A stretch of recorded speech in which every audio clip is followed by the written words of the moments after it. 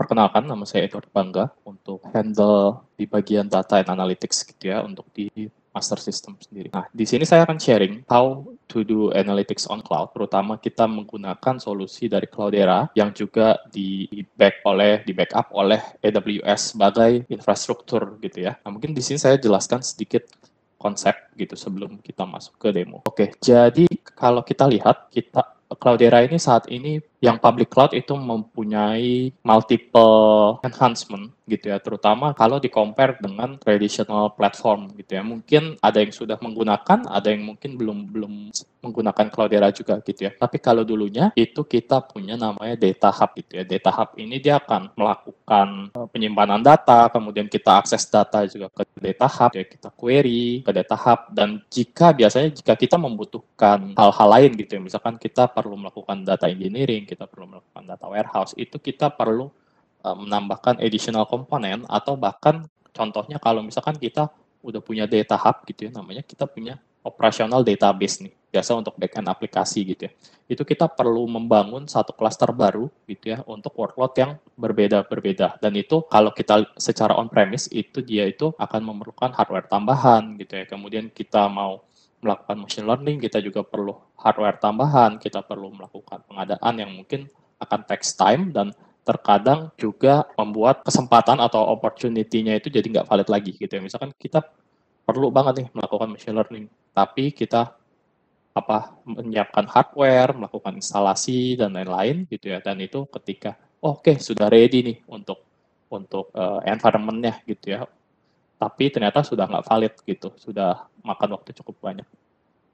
Nah, di Cloudera Data Platform ini mereka mempunyai namanya tuh experience. Experience ini yang berarti dia itu kita nggak perlu manage infranya gitu ya, semua di manage oleh Cloudera, yang nanti dia akan membangun infrastrukturnya di AWS, yaitu ada untuk data warehouse, untuk machine learning, data engineering, operational database, and so on.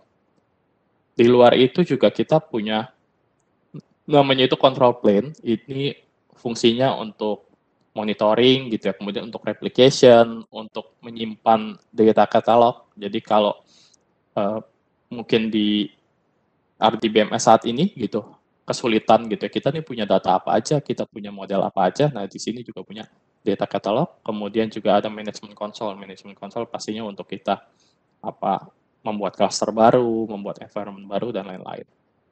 Konsepnya itu sendiri itu agak berbeda. Jadi kalau mungkin di yang pengguna gitu ya, atau yang non pengguna, kita biasanya punya satu cluster gitu, misalkan di production, di development, yang kemudian kita gunakan sesuai kebutuhan gitu ya, kita tambahin komponen dan lain-lain.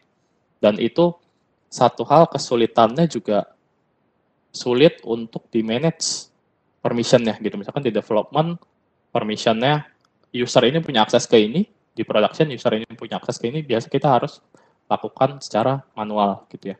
Nah, di Cloudera Data Platform ini kita punya namanya satu environment. Satu environment ini biasa dia bentuknya itu cloud provider-nya apa gitu ya, kemudian region-nya di mana. Seperti itu. Kemudian satu environment akan punya namanya satu data lake. Data lake ini adalah yang menyimpan seluruh data gitu ya. Jadi centralized, kemudian juga menyimpan seluruh metadata dan juga security gitu ya. Jadi semua dimensi di satu tempat, itu namanya SDX, dia yang memberikan shared data experience gitu ya. Dia jadi data kita gitu, experience-nya itu centralized. Jadi nanti kita punya user akses dari manapun, dia akan konsisten gitu ya. Kemudian yang berikutnya ada namanya data hub cluster atau experience. Nah, ini 1:n, yang berarti kita bisa punya banyak data hub, kita bisa punya banyak experience gitu ya. Misalkan kita punya machine learning environment, kita punya data warehouse dan lain-lain, itu kita bisa punya banyak nih. Jadi one to many kalau dari data lake ke data hub. Nah, jadi untuk step-stepnya gitu ya, user flow-nya yang cukup simple gitu ya.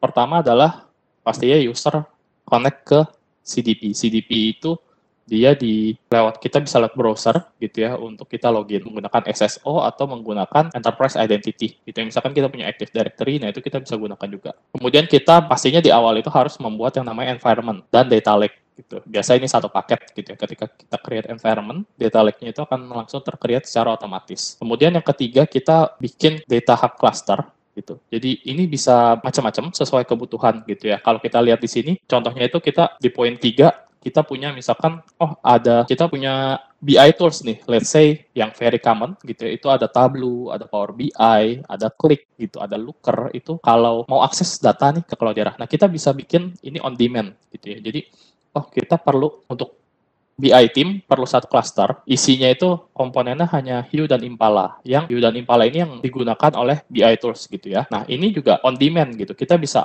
sesuaikan juga auto scale gitu. Jadi, misalkan saat ini mungkin butuhnya 5 node gitu, tapi berikutnya butuh 10 node. Nah, itu tinggal di scale up secara mudah seperti itu. Kemudian misalkan let's say di next week gitu ya, kita mau load data nih, ETL team gitu perlu satu cluster lagi. Kita bikin juga secara on demand aja gitu. Dan semuanya sudah terinstall secara otomatis. Kemudian ada yang namanya experience gitu ya. Kalau experiences ini dia containerized gitu. Jadi ada data warehouse, ada machine learning. Kalau data warehouse itu kita bisa Hive Impala, dia juga nanti kita bikin virtual data warehouse gitu ya. Ini auto scale gitu. Kemudian dia bisa secara infrastruktur bisa mati sendiri gitu ya. Misalkan kalau 10 menit tidak ada query, nah dia akan shutdown seperti itu. Kemudian ada machine learning experience. Nah, di hari ini satu hal yang akan saya demokan itu ada di bagian machine learning experience. Nah, ini arsitekturnya secara high level gitu ya. Jadi kalau kita lihat yang kita lakukan itu mostly akan di sini antara kita sebagai user gitu ya dan Cloudera Cloud sebagai